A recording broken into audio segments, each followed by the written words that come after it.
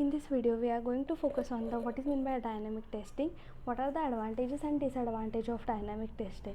So during dynamic testing, here test engineer or tester need to check the functionality of whole application. Means they will compare the particular software application or software which is developed, is it according to a SRS. SRS is nothing but a software requirement document where all the customer expectations are written. So we'll first move to the definition of dynamic testing. In dynamic testing, it checks the code is executed to find out the defect. Here in dynamic testing type, which is performed to analyze the dynamic behavior of code. It includes the testing of particular software for the input value and check the output and analyze whether it is according to a customer requirement or not. Dynamic testing is basically performed to describe the dynamic behavior of code. Means what? For example, the particular customer has given the requirement. They want a school management software and they want the different modules like a school information, teacher, student, their result, overall performance related activities.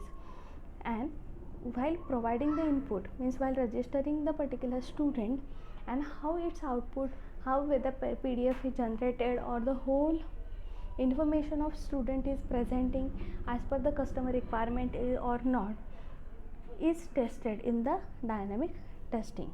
So what are the advantages of dynamic testing?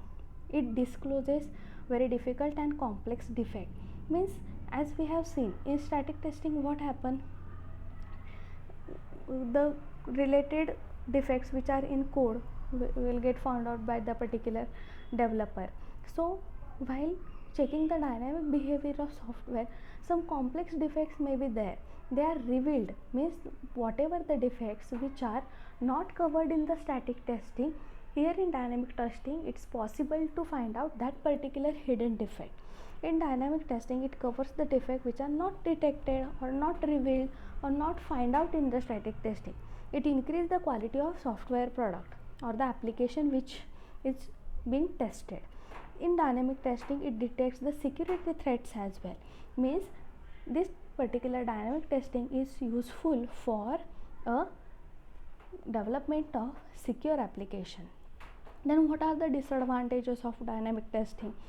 As it is a very time consuming process, because we need to check the dynamic behavior of particular software, and here the code execution is required, so it takes a more time as compared to a static testing. And it increases the budget of software, as a dynamic testing is costly, because here it required more resources than the static testing, as here need to run the particular code. So thank you all. As I request you, please subscribe to our channel.